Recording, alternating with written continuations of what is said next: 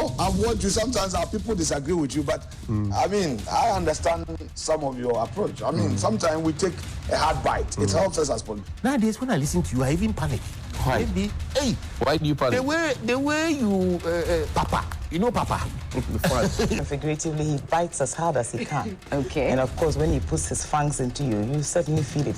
I think it pretty much. Watch Johnny's bite.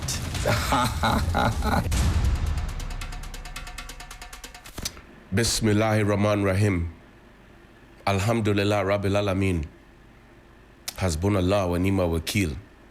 The Lord is my light, my salvation. Whom shall I fear? And yea, though I walk through the valley of the shadow of death, I will fear no evil, for you are with me. Thy rod and thy staff, they comfort me. Thou preparest a table before me. You anointed my head with oil. My cup runneth over, and surely goodness and mercy shall follow me all the days of my life.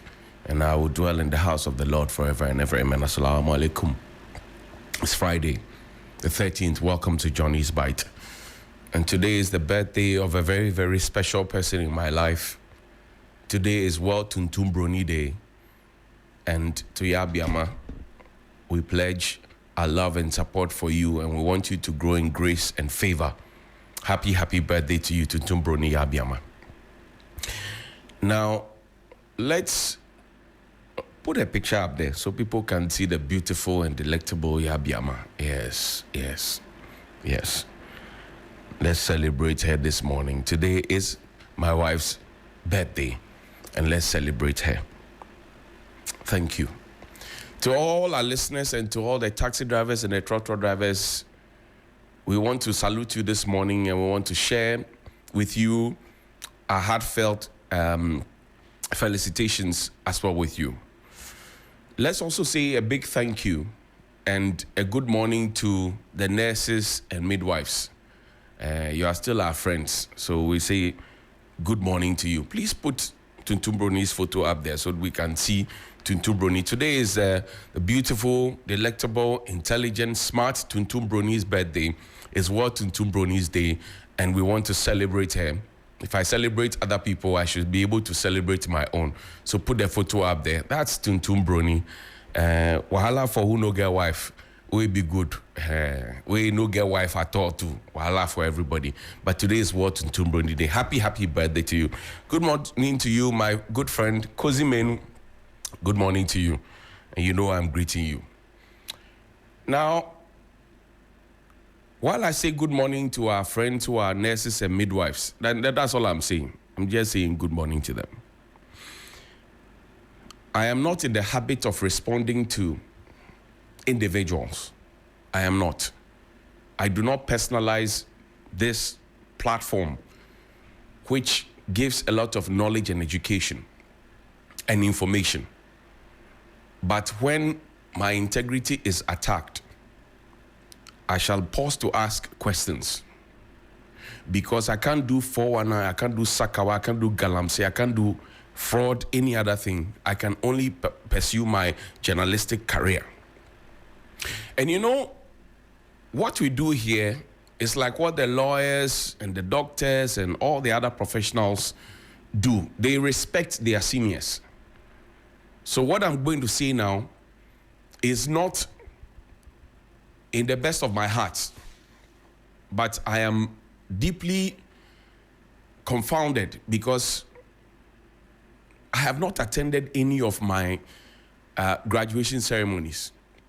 It was Senior Roland Walker who told me that, oh, Johnny, you got the masters, attend the ceremony, take photo, because people have it in their minds that journalists are not properly schooled. They are not being well educated. Somebody actually sat on TV with a faulty subject-verb agreement and suggested that, oh, you can go and become a journalist with three months training. Somebody said that. Now let me put the facts together. Can you imagine if I were appointed and given the role to be somewhere, and I go and use your taxes to buy Christmas tree, and the minister responsible for the ministry comes to say that I didn't authorize you to buy the Christmas tree, which letter is there? Would you be happy about it? Is that professional enough? Somebody is asking what exam I passed, GIJ is a public institution. Our valedictorian, who I respect very much, and good morning to you, Pope Ena, I had 3.833. Go and check. Valedictorian has 3.86. Go and check. So you're asking what exam I passed. Somebody who couldn't pass his law exam. Who couldn't graduate as a lawyer. Who actually went on to go and lie to everybody that somebody wrote an exam for me. Somebody actually who went to tell, and you apologize on national radio on EIB. You are the one asking which exam I passed. Wow. The clerk is there. The interview is there. Let me pause. Play Hanna Bisiw's interview for me. Not every one of them I want to see on air because we're using them for a lot of intelligent work. So when we went to Kobing, and when we went to the Mankrasu area, the Achansi area, I think it was the third day, we had our intel, and we did certain, we spoke with certain people. By the time we went there, the Chinese, in fact, they were cooking. The Chinese people? Yeah, they were cooking, but they left, in the bush, cooking food? In the village. Forest? In the villages. In the village, to eat? They live there? They live there. Johnny, one day I'll carry you along. Only that is a bit dangerous, but I'll carry you. No, I fear no foe. Okay. You see, when you go, because we tried to say, okay, we are going here, oh, let's go. People started giving leads. Right. So as we got there, let me look at this last village. Let me mention that one, Kositi Achiasi in the Southwest District. Okay. We're gonna go to the site because it's a huge, beautiful forest that they are destroying. Right. On the road we couldn't because the whole place was muddy, it had rain. But then we found a brand new excavator. Brand new. When I say brand new, in the bush. Yes. So this is what it tells us, that it means that they are far from stopping the destruction. New investments have been made, capital injection. When I say brand, you see the silver metals shining. You see all the plastic around the seed. They packed it in the bush. So we said, if you can't go, going back to where they live. By the time we got there, they were gone. And they were gone. We broke into the house. It's a house, and they fenced it with roofing sheets. Right. They sleep on plywoods. They don't even invest in bed. But they were eating, they were boiling something, they just offered, so everything was hot. They are covered. And they ran into the bush. They ran into the bush. And we took passports, we took phones, we took boxes that we couldn't open with the cameras and the police. I asked them they should pack everything, so they returned everything in course. And we also have somebody who also reads, writes, and understands Mandarin. Yeah, the Chinese language very well. Right. So they have their book of records and everything. In fact, that group, we even found the document that says who invited them into the country and who sent them there. So that is something. Oh, you found that? Yes, we did. We have a lot of information. We did. We are serious. Are you persuaded, by the way? You can trust me, Johnny. Mineral Development Fund, we are the voice of these mining communities. Okay. If even some of them support them now, it's just like your child not knowing that something that he or she is taking will harm them. It's dangerous for their health or life. And so you take it and you start crying. Okay? But eventually they will understand. I said that when I was a child, my mom told me, "You're a woman." Once I was running, I got a sword. They said, "You're a woman, so don't be running around and getting swords." And I thought my mom was not making sense because by the time I grabbed the sword, would have gone, cured, healed. Little did I know that sword will leave me a scar.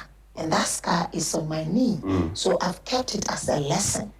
So for us, there's nothing that we start that we not pursue because it's for the community, and that's the only way that whatever president gives us, and when you go into partnership, it can actually make real meaning or real sense of development and economic empowerment to them. So we decided to lay our own ambush in our own various ways. Unannounced visits. Unannounced, and trust me, we are not going to announce anything again to anybody. Because the first time you did, people snitched on you. Yes. Some people ran away. Yeah, but we caught two Indians. So now it's unannounced. Yeah. But yesterday I saw you in a video. There's a police commander who was not too happy. Or was he happy? Was he praising you? What was he doing in that video? That police commander, that's a police commander. You know, we went there and we went in a very different style. The Land Cruisers and stuff were not there. Okay. So we went, I don't want to divulge that on. Don't actually. We went in our own different style. We have different sets of style. In fact, as we speak, we live in those communities. That's what they do. We live in those communities, and to those miners, we live with you. We are there. That's Johnny's You right. don't know. We live with the people. Yeah, we live. But they That's don't what know we live with them. No, they don't know we live with them. Okay? And so by 5 a.m., we're already there. In fact, Wednesday, we came to work, we didn't go back. Those who were supposed to go with me, we didn't go back home. Nobody, including my bodyguard, nobody knew where we were going. You came to work on Wednesday. Yes, and we didn't go back. You didn't go back to Mr. Kotei. No, Mr. Kotei, Lieutenant Commander Kotei, he's serving the U.S. Navy now, so he said I should serve Ghana now. Okay, so you came to work. You didn't go home. No. You stayed here on Wednesday. Yeah, so, and then by 5:30 a.m., you're knocking on people's doors. Yeah, and you know, they were told, that we'll be going somewhere that day. Okay. The people who came to work. Yeah. So they had no chance of telling anybody, and No, they didn't know where they were Where going. they were going. They knew we were going somewhere. We were heading towards Ashanti region. As to where, no. So we got to where we had to get to, wherever we had to change over from our cars to whatever means that took us to these communities we did. But already we had our own advanced team there about 3-4 days there already, you know, and we waited because we know how they were. If you go to the field, these Chinese, they jump in the bush and they run faster than anything. You same boat the bush for. And so we waited. We know how they operate. We studied the rhythm. We studied the, you know, and we have also a coordinator also in the Ashanti region. Okay. Yes, but now we've established regional coordinators. We are very careful in selecting who becomes a regional coordinator because we are not ready to compromise. President Mahama has made it a point that he is going to make illegal mining unattractive. And we who represent these communities, and we want him to give us more money for development, we want to be attractive to development partners for them to come and partner us. We have to do our work well. So we got there and we chanced on these guys. In fact, it wasn't like, oh, some of them were bad. The amount of 100 meters that we had to go in the village. You had to run after them. Look, you know Guinea fowl. No, I confirm that's right. You know how they go. The partridge. Yes. The Chinese people, eh? So we said, as for today, that we are asking. Last time, some of them jump in the bush and they go missing. Hey. And so we've got you like this. They have come to learn how our country looks like. Yes. The forest. Yes. They jump into the bush. They jump into the and bush. the Ghanaians can't find them. You can't find them. And Wow. I said, look, we've not slept. We've not slept. So this one, not lie. So we caught them, got 7 of them. And I think one or so escaped with a Tacoma. And we went there to do what we had to do. And we went to the site. Of course, there are 2 places. They have a proper filling station in the middle of the forest. And Pardon? yes. And at that point... There's a filling station. Yes. In the heart of the forest. Yes. And owned by who? By That's the name and Chinese. By the Chinese. But we one name that we don't want to put out now has come up as to who brought them there. Right. So that is what we're going to pursue. So where the filling station is, we found 23 excavators parked there. We go in the community before we go to River Finn. So for the forest, they destroy the forest. And River Finn, they destroy River Finn. In fact, I say that, look, we as the voice up here of the communities that we serve, I've declared them as terrorists of the environment, environmental terrorists. They're environmental terrorists, and so you don't treat them with kid gloves, because I think that nobody handles these guys with kid gloves. Now, we took them to the offing. You'll cry. The river offing. I'm telling you, it's sad, but for me, anytime these things come, it rather engages me to work. They've cut off one community from the other. Because of that, the children in that community cannot cross over to come to school. So now you see, it's not just the environment, education is also being affected. Right. Okay, they've diverted River Finn, and where the small chance they're given to this big river to use, they've cut a log, a round log. It's not something flat. So when you are going on it, you have to be balancing very. Keep your. And me too. You see where I come from, there's no sea. That's why I married a guy, so that I can learn how to swim. So when you are passing on such a log and you are saying, God help me, don't let me fall in here, because if I fall here, it will be another story.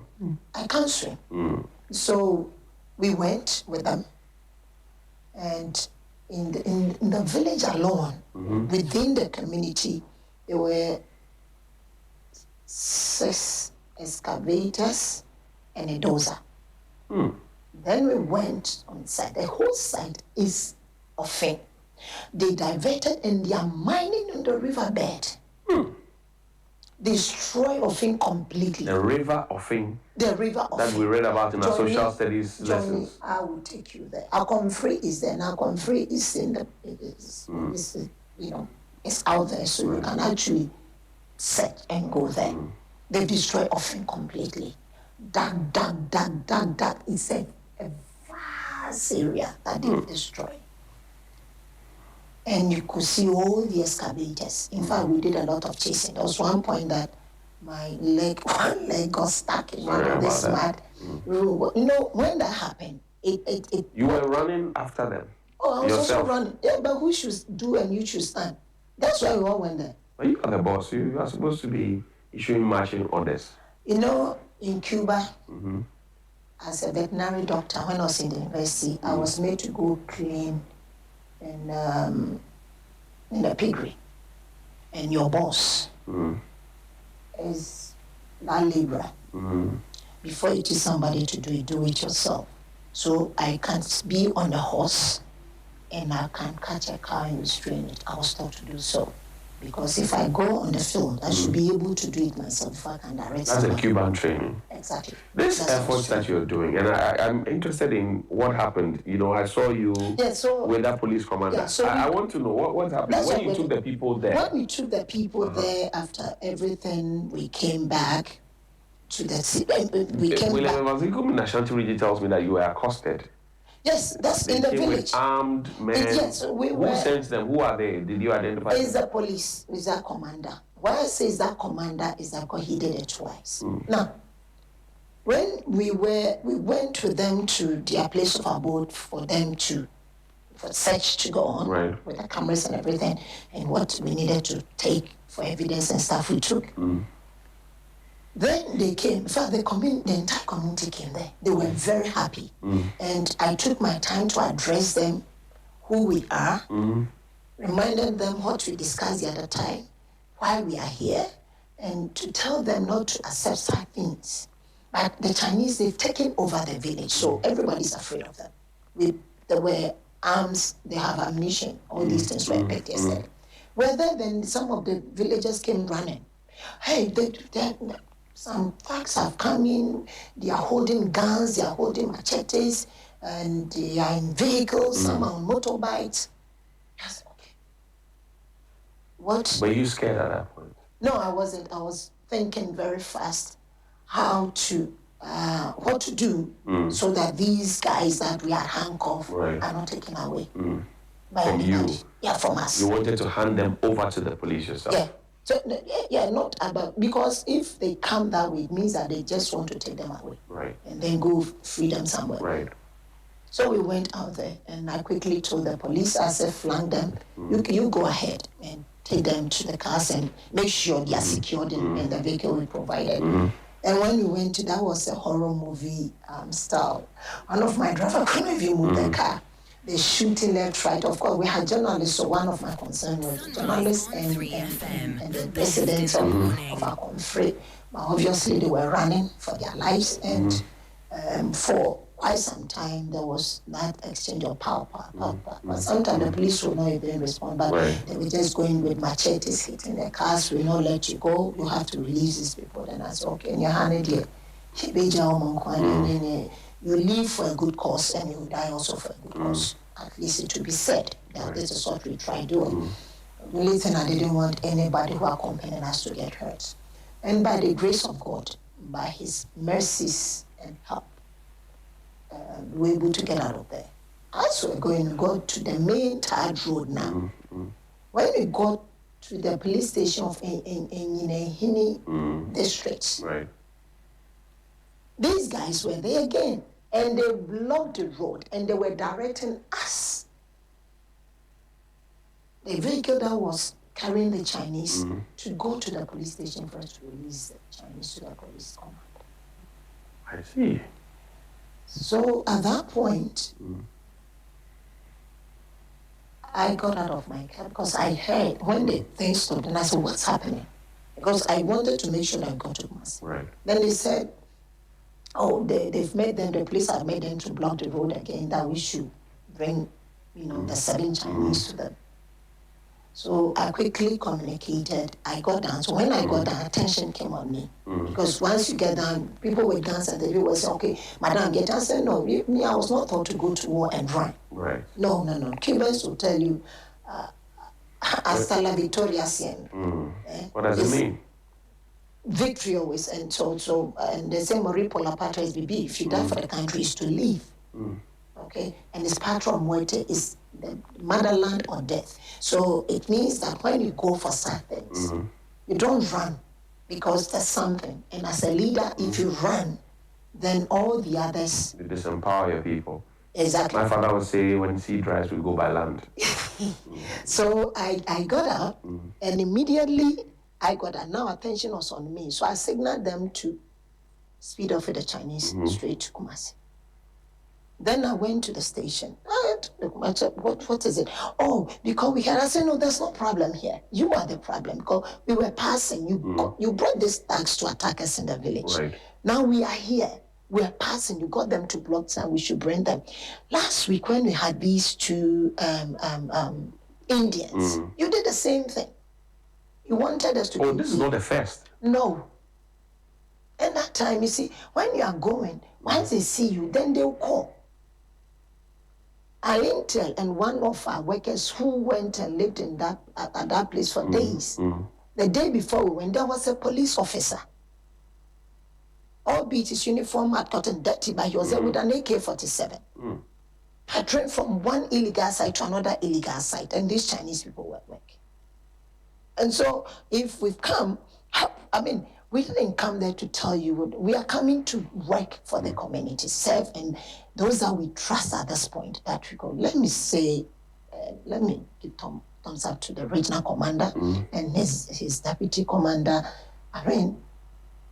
They knew what we're doing, and it didn't come out. Have they taken up this matter? It's been taken commander? Oh yes. IGP Yohono? IGP, yes, they've informed yesterday. What was this commander's name, by the way? I'm curious to know. I didn't ask for his name because at that point, Johnny, I was not ready to listen to him. No, I was ready to listen to what you had to tell me. He said he wants us to sit. I said, no, I'm not ready to sit. I didn't come here to sit. And said, no, but we have to. I have nothing to talk about with you. What do you want from me? And you want these Chinese? No, you will not have them. And then he said, he was at some tree planting. They said he should come. And because there's a problem, I said, because you know exactly what you are doing. But I'm telling you, I'm not certain. Also, you're not listening to me. I said, you can talk. If you have something to say, say it. But I have nothing to tell you. The only thing I have to tell you is this. Let your task clear the road because we are moving to Kumasi and you will not stop us. We are not certain. I'm not listening to you. Then you call crime. I say, I'm not talking to any crime, anything. We are doing the small game.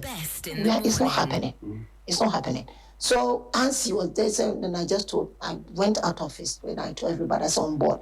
By that time, I knew the Chinese had been taken. They were gone. They've taken the. So they are in the Ashanti region now. They've been. I processed them yesterday for court. I still don't need to take them to court. So that court will remind them with all every evidence for 2 weeks. And before the 2 weeks, we'll be there again. And I spoke with the commander and the regional minister and the Minister for Interior, who happened to be there yesterday, commissioning the police hospital at Patasi. So went and debriefed the minister, the regional commander, his deputy also was there. And we went to court and they remanded them, 2 weeks. Right. And, there's a law in Ghana, John. So the Minerals and Mining Amendment Act 2019, Section 3, this is what it says. It reads, a non-Ghanaian who undertakes a mining operation or facilitates the participation of any person in mining contrary to a provision of this act commits an offense and is liable on a conviction to a fine of not less than 100,000 penalty units and not more than 350,000 penalty units, and B, a term of imprisonment of not less than 20 years and not more than 25 years, or both the fine and the imprisonment, where a non-Ghanaian who is liable on summary conviction under subsection 3 is a person liable to deportation under section 35 of the Immigration Act 2000 Act 573. That non-Ghanaian shall, you those who went to school shall, where sentenced to a term of imprisonment, serve the full sentence before deportation in accordance with subsection 3 of section 35 of Act 573. I'll stop there. The Ghanaian who does so also have the same thing. Now, Mineral Development Fund, what we've realized is that people destroy and they just go free. You are not giving anybody any free rides. So now we are pushing for the polluter pays policy. What does that mean? It means that you destroy, you pay. If you go and mine somewhere illegally and you even the legal ones, okay, cover the pit. People are dying. Reclaim the land. Plant something. Okay.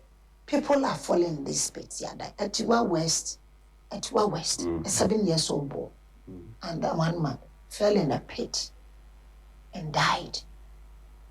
We went there, we apprehended some illegal miners. The real owner is on the ground. Are you doing this all alone, or are you collaborating with, say, the Minerals Commission, the Ministry of Lands and Natural Resources? We under the Ministry of Interior. We under the Ministry of Lands and Natural Resources. But are you collaborating with anybody? Are you doing this whole Yas and Toa job on your own, Hanna Bisiw-Kotei? The fund has a mandate. President has spoken. The minister has also put out his vision. So that is enough to tell you that get up and work. And also we can't do that without the Interior Ministry. We can't do that without Defense Ministry. We can't do that without the DCs and all that. And so obviously we went yesterday with men in uniform and national security. There were some who were not in uniform, of course. So it's not just us, it's a collaborative work. Right. And we are working also closely with communities and with people who are ready to sacrifice and go out there and sleep under conditions that normally they wouldn't. Right. So that we can get the information that we want and we take the lead. Do that. So this polluter pays at the DCs, they've embraced it all. We have promised them as we get, it's for the community. And so these Chinese who have been reminded, by the 2 weeks time, we would have come up with the cost of the restoration of Finn River, bringing the river back to its natural course, and the reclamation of the place and the trees that need to be planted. If when they destroy, if it's off forest, we intend to plant coconut for the community. And the excavators that, by the grace of God, I had this morning. In fact, yesterday, I was there when the deputy commander, regional commander, called that commander who, I don't even know how to describe him. He was called and put in charge of 40 excavators, and he was mandated or directed by his boss that he should make sure that not a single one goes missing. Did we find the owners of the excavators? It was just yesterday. Okay. They've been. So you're going to find but they are who for the Chinese. the freight forwarders are, Exactly. who the owners All are, those, who imported them into the country. For the Chassis importation, number. exactly. They are all there. They are all there. They have been, as we speak. I mean, yesterday, the army went to sleep at that conference. They were there to protect the place and to make sure sanity prevailed, and to also make sure the community was safe, and to make sure nobody took excavators out. And now the excavators, thankfully to the regional minister, is also taking all of them to RCC. What we intend doing is to pursue and also request the appropriate authorities to auction these excavators, and the monies that will be accrued out of the ocean would be used for the community. We have seen missing excavators in this country before. 900 flying excavators. Yours will not get missing. They don't have wings to fly. I see. What would Hanna Bisiw like to be remembered for? That's my final question to you. I would love to be remembered for as that girl who came from a village and had the unique mercy of God by His grace and privilege to serve as she was mandated to serve. I want to leave an expectation, and I don't want to just pass through. I want to leave something behind. I want to work and take government work as my personal work in terms of the passion and the energy that I put in. I want to do so that I'll be remembered as a woman who came and stood for the right thing to be done, and it got done. Today I have a unique opportunity to serve our mining communities that are screaming out for support. I want to be remembered as that one who led a struggle for our mining communities, and today under the leadership of Excellency John Dramani Mahama also enjoy some sort of benefits from the minerals that have been extracted from their soil. Doc, I thank you very much for welcoming us. We're grateful. Thank you. I'm so grateful. And that's our conversation, folks, with the administrator of the Minerals Development Fund. She's doing some and so her job. And you may not know the next she's in your community. My name is Johnny Hughes. Thank you very much. The best in the morning is on 92.7 Sunrise.